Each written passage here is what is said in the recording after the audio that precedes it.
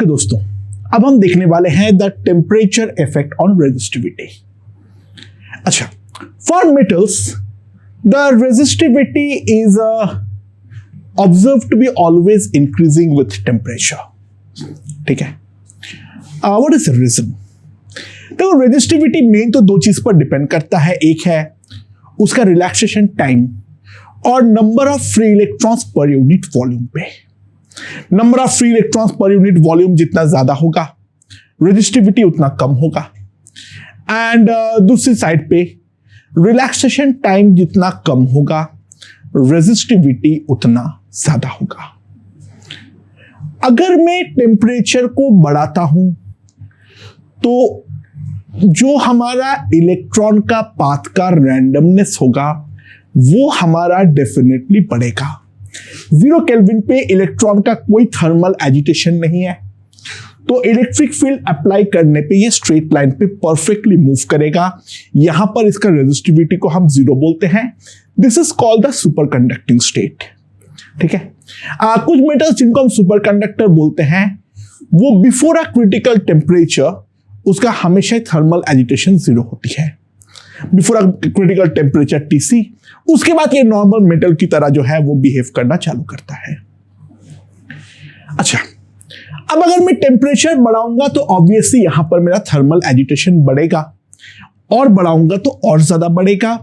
तो electrons movement के दौरान ज्यादा टकराएगा, यानी number of collisions per unit time is definitely going to increase, and ये वाला टाइम हमारा इंक्रीज करने के कारण, ये वाला जो कोलिजन है वो इंक्रीज करने के कारण जो रिलैक्सेशन टाइम डिक्रीज करेगा, that is the reason the resistivity is going to increase. Number of free electrons in the case of metal वो प्रैक्टिकली हमारा टेम्परेचर इंडिपेंडेंट होता है।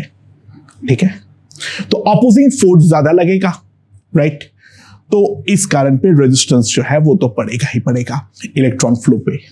हाँ, इन द केस ऑफ सेमीकंडक्टर्स मैं टेम्परेचर अगर बढ़ाता हूं तो in that case it is observed जो हमारा रेजिस्टिविटी जो है वो डिक्रीज करता है, क्योंकि सेमीकंडक्टर्स में number of free electrons per unit volume काफी ज्यादा कम होती है, और उस कारण पे टेम्परेचर इंक्रीज करने पर हमेशा ही जो हमारा रेजिस्टिविटी है वो हमारा डिक्रीज करता है due to the fact the higher temperature yields more number of free electrons per unit volume, and वहां पर वही वाला फैक्टर जो है वो हमारा डोमिनेट करता है, क्योंकि इलेक्ट्रॉन्स जो है वो ऑलरेडी काफी ज्यादा कम फ्री है, तो उनके बीच में कोलिजन होना काफी ज्यादा मुश्किल है, एंड उस कारण पे वो वाला फैक्टर वहां पर उतना डोमिनेट नहीं करता है।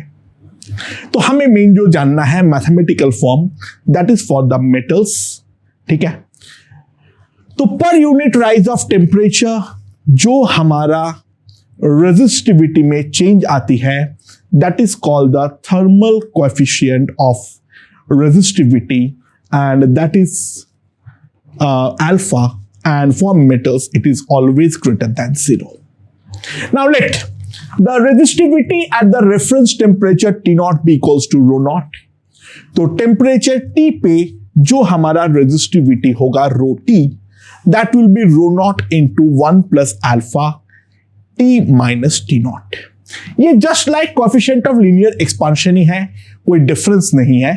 ठीक है, एंड ये वाला रिलेशन जो है वो हमारा वैलिड है फॉर टेम्परेचर लेस देन और इक्वल्स टू 300 डिग्री सेल्सियस। उससे हायर टेम्परेचर पर यहां पर एक क्वाड्रेटिक टर्म भी होता है, बट हम जिसको लेकर बातचीत करेंगे वो हमारा ये नॉर्मल टेम्परेचर रेंज के लिए ही हम बातचीत करेंगे। ठीक है, अच्छा, नाउ कंसीडर रेजिस्टेंस। ठीक है, उसका लेंथ जो है वो है L, एरिया जो है वो है हमारा A, alpha of linear expansion अगर हमारा मान लेता हूं एक बार के लिए 0 है, तो R क्या होता है? रो L बाई A, तो L और A तो हमारा डेफिनेटली कांस्टेंट है, तो रो जिस तरीके से वेरी करेगा उसी तरीके से हमारा रेजिस्टेंस भी वेरी करेगा, R0 plus alpha into T minus T0। But ये रिलेशन केवल तब वैलिड है अगर कोएफिशिएंट ऑफ लीनियर एक्सपांशन हमारा 0 है तो। ठीक है, अच्छा, if alpha of linear expansion is not equals to 0, तो इन दैट केस हमारे पास क्या आएगा, ध्यान दो। तो जो हमारे पास RT आएगा that will be rho T LT by AT। अच्छा, इसका वैल्यू जो आएगा that will be simply rho naught 1 plus alpha delta T। जो लेंथ आएगा that will be simply L 1 plus alpha linear expansion into delta T। और जो हमारा क्रॉस सेक्शनल एरिया होगा A 1 plus alpha 2 alpha L E into delta T।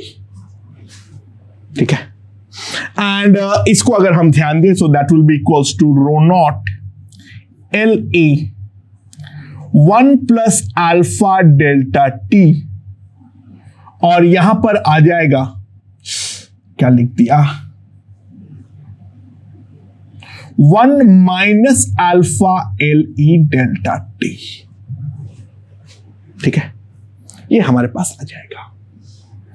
And if we C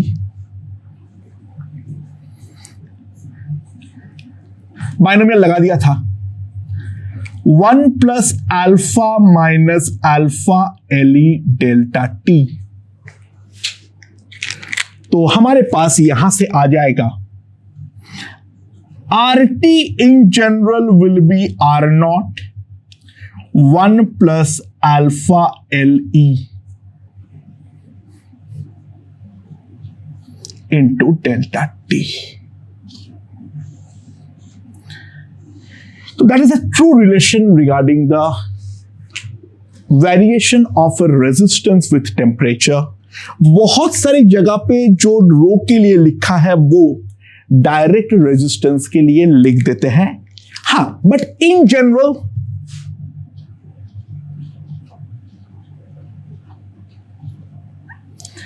alpha is much greater than LE, तो RT हमारे पास simply आ जाता है। हम उसका लीनियर एक्सपांशन को जनरली नेग्लेक्ट करते हैं, बट ये हमेशा कर पाएंगे इसकी कोई गारंटी डेफिनेटली हमारा नहीं है। ठीक है, अच्छा, अल्फा जो होगा वो सेमीकंडक्टर्स वगैरह के लिए नेगेटिव होता है, वो भी बात ध्यान रखना, तो वो भी एक फैक्टर है जिस पे हमें ध्यान रखना पड़ेगा। अच्छा, इसमें एक बात ध्यान देना, if alpha equals to alpha LE, then resistance will be independent of temperature। Resistance जो होगा वो हमारा इंडिपेंडेंट ऑफ टेम्परेचर होगा, और अगर अल्फा LE कोई एक्सेप्शनल केस में अल्फा से बड़ा हो गया तो रेजिस्टेंस हमारा घट भी सकता है with respect to temperature. Resistivity के साथ डायरेक्टली टेम्परेचर का संबंध है, बट रेजिस्टेंस में तो लेंथ और एरिया का फैक्टर भी है, तो उनका एक्सपांशन को भी हम कंप्लीटली नजरअंदाज तो डेफिनेटली नहीं कर पाएंगे, वो फैक्टर पे भी हमें ध्यान जो है वो तो रखना पड़ेगा। सबसे पहले हम इन सारी बातों को रियलाइज करें। I hope this part is perfectly understood. ठीक है, एंड अब जो है हमें कुछ क्वेश्चंस करना है। क्वेश्चंस में एक बात ध्यान देना, अनलेस स्टेटेड कोई पीछे ना पड़ जाए हाथ धोके, तो हम लोगों का ये वाला जो टर्म होगा, ये हमारा जो अल्फा LE है, उसको हम हमेशा ही नेग्लेक्ट करने वाले हैं और हम केवल और केवल अल्फा लेकर ही आगे बढ़ने वाले हैं। बट दे सकता है अल्फा एली, उसको कैसे हैंडल करना है, that has to be perfectly understood. Okay दोस्तों, बेसिक सीरीज पैरेलल तुम लोगों को मालूम ही होगा, ठीक है, वो तो 9-10 से ही है। तो हमारे पास दो रेजिस्टेंस है R1 and R2, R2 equals to given to be eta R1। So the individual temperature coefficient of resistivity are alpha 1 and alpha 2. We have to find the temperature coefficient of resistivity of the equivalent resistance if they are in series और दूसरा they are in parallel. तो सबसे पहला अगर हम ध्यान दें, they are in series, ठीक है।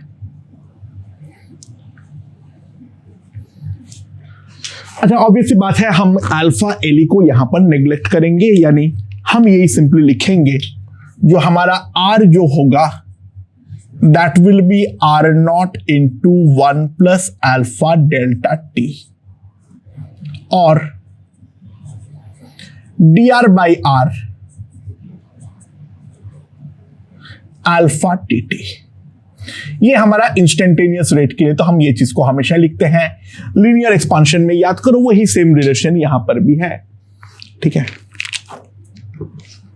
राइट। अच्छा, तो सीरीज में अगर है तो आर इक्विवेलेंट कितना हो जाएगा, R1 प्लस R2, तो D ऑफ R इक्विवेलेंट कितना आ जाएगा मेरे पास, dr1 by dr2, and now if I divide it by the temperature change dt,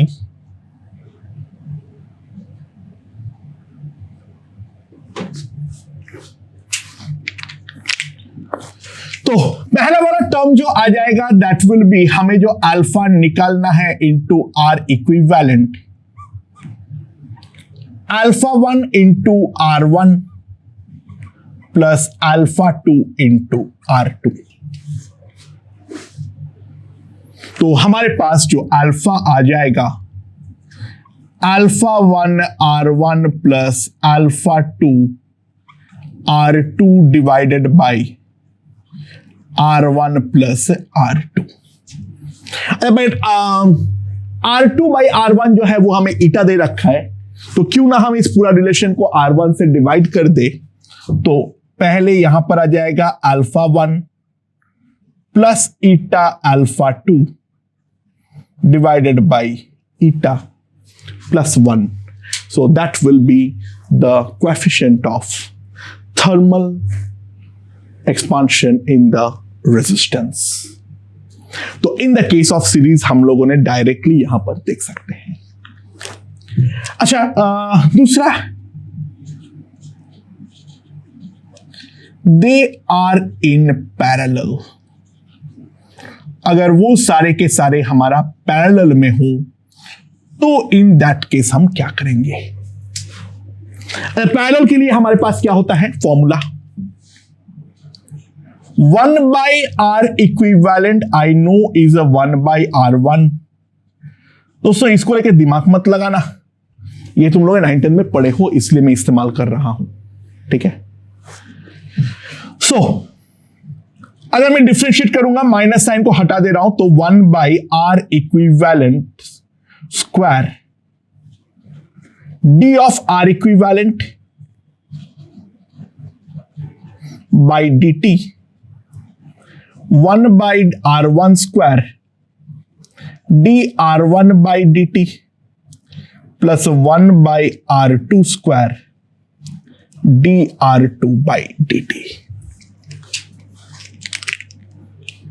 so d of r equivalent by d t हमारे पास क्या आ जाएगा, alpha r equivalent by r equivalent square, that will be alpha 1 R1 by R1 square plus alpha 2 R2 by R2 square। तो हमारे पास जो alpha आ जाएगा that will B R equivalent alpha 1 by R1 plus alpha 2 by R2. Now R equivalent का value क्या आएगा? Eta R1 by R1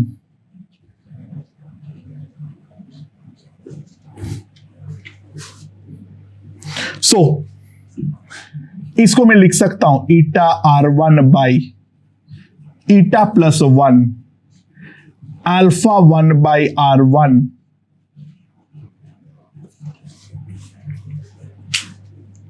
so R1 तो हमारा समाप्त हो गया है। तो R1 अगर हमारा समाप्त हो गया तो इन दैट केस यहां पर मैं R1 खत्म करूंगा तो ईटा भी खत्म हो जाएगा। So that will B eta alpha 1 plus alpha 2 divided by eta plus 1. In the case of parallel हमारे पास इतना अल्फा जो है वो हमारा आने वाला है। ठीक है, मैं यहां पर डिफरेंशिएट करो और डिफरेंशिएट करते हुए आगे बढ़ जाओ। That's the easiest way of doing the question. Okay दोस्तों, यहां पर ध्यान दो क्या बोला है। हमारे पास दो रजिस्टर है, एक है एफई रजिस्टर और दूसरा जो है वो है मेरा carbon resistor. Carbon resistors behave as like semiconductors, तो it is a negative alpha. दोनों को सीरीज पे ऐड करके मुझे इक्विवेलेंट रेजिस्टेंस जो लाना है वो मेरे पास है इक्वल्स टू 20 ओम। दोनों का अल्फा दिया हुआ है। अगर इक्विवेलेंट रेजिस्टेंस हमारा टेम्परेचर पर डिपेंड नहीं करता है तो दोनों का इंडिविजुअल रेजिस्टेंस का वैल्यू जो है वो हमें यहां पर निकालना है। कैसे करेंगे? Pretty simple and straight forward. एक का अल्फा नेगेटिव है, एक का अल्फा पॉजिटिव है, तो पॉसिबिलिटी तो है जो कि हमारा रेजिस्टेंस टेम्परेचर इंडिपेंडेंट बन जाए। तो R equivalent will be R C plus R F E. तो d of R equivalent by dt, d of RC by dt plus d of R FE by dt, और ये है मेरा 0। तो simply अगर हम ध्यान दें तो alpha C into R C plus alpha Fe into RFE that is equals to 0, right? चलो किसी भी एक का वैल्यू निकालने का ट्राई करते हैं। मैं अगर मान लो RC निकालना चाहूं, alpha Fe 20 minus RC that is equals to 0। अब इसका वैल्यू क्या है? -0.5 into 10 to the power -3 into RC plus 5 into 10 to the power -3 20 minus RC that is 0। तो this is gone.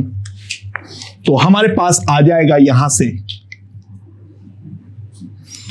RC will be equals to 10 into 20 minus RC, यानी RC का value हो जाएगा 200 by 11। So that will be 18.2 ohm। ठीक है, so RC हो जाएगा मेरे पास 18.2 ohm। तो RFE सिंपली मेरे पास आ जाएगा 20 माइनस दिस यानी 1.8 ohm. Pretty simple and straightforward, कोई ज्यादा दिमाग लगाने वाली बात नहीं है। इसके क्वेश्चंस काफी आसान होते हैं, बस एक बार जो मुद्दे की बात है वो समझ लेना है और जो लीनियर एक्सपांशन वाला पार्ट है वो देके क्वेश्चन के हमें दिमाग के दही कर सकता है उसको भी कैसे हैंडल करना है वो हम सीख गए हैं, उस पर ध्यान देना। ठीक है, ओके दोस्तों, ये वाला क्वेश्चन देखते हैं। हमारे पास 3 रॉड्स है, कॉपर, कार्बन और निकल का। जो कॉपर रॉड है उसका लेंथ है 1 सेंटीमीटर।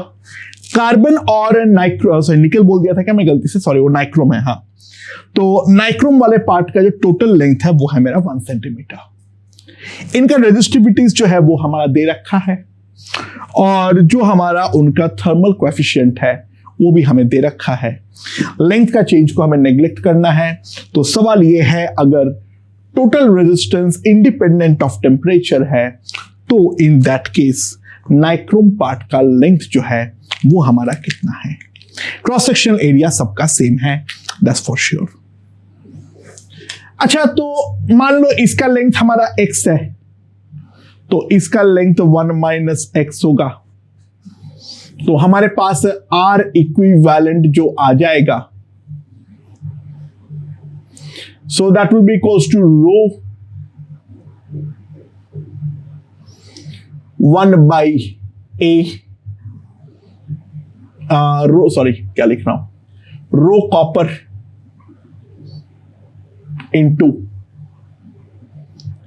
1 × 10⁻⁻² by a। सब कुछ मीटर में तो करना है, plus rho carbon into 1 - x × 10⁻⁻² by a, plus rho nichrome into x into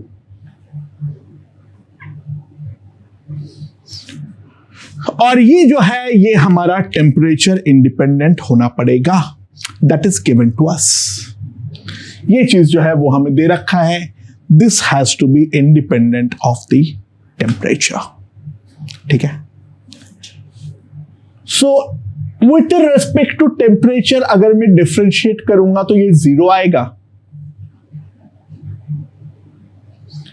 यहां पर आ जाएगा d/2/dt, rho copper by dt, plus d/रो carbon by dt into 1 - x, plus d/रो nichrome by dt into x। और ये वाला टर्म जो है वो हमारा 0 होना चाहिए। सो ये वाला टर्म क्या हो जाएगा,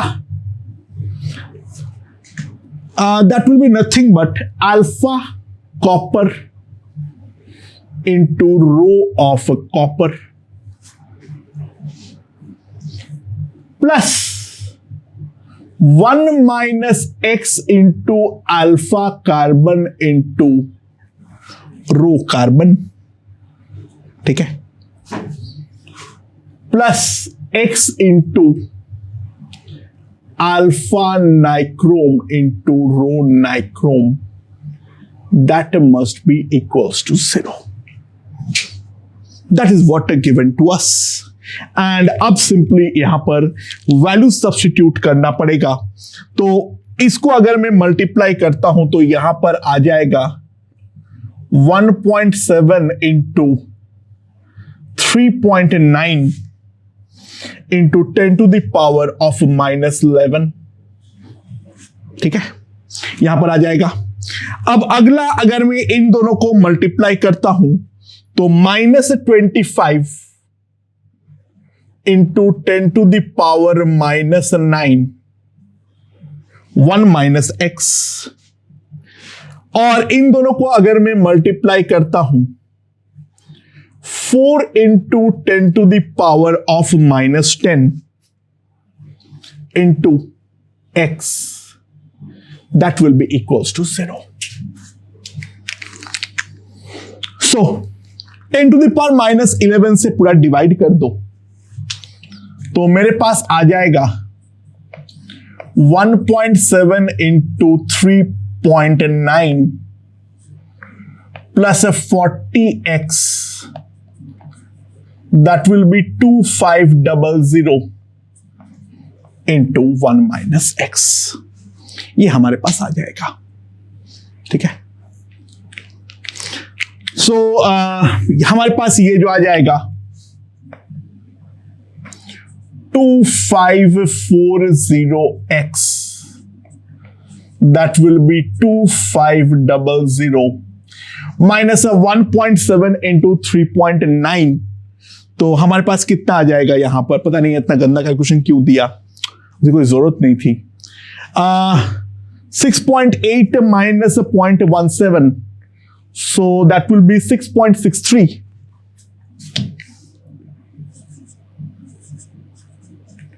ठीक है, so this will come out to be equals to 2493.37. तो हमारे पास x की जो वैल्यू हो जाएगी that will be simply 2493.37 divided by 2540 centimetre, लगभग 0.97 सेंटीमीटर हमारे पास आ जाएगा। तो इसका जो लेंथ होना चाहिए नाइक्रोम वाला पार्ट का लगभग 0.97 सेंटीमीटर होना चाहिए। तो विद दिस जो टेम्परेचर डिपेंडेंस है वो हम लोग यहां पर समाप्त करते हैं। Pretty simple and straightforward, इन क्वेश्चनों में ज्यादा कोई वेरिएशन भी नहीं होती है। इतना बात अगर हमें समझ में आ जाए तो that is much more sufficient than us. ठीक है।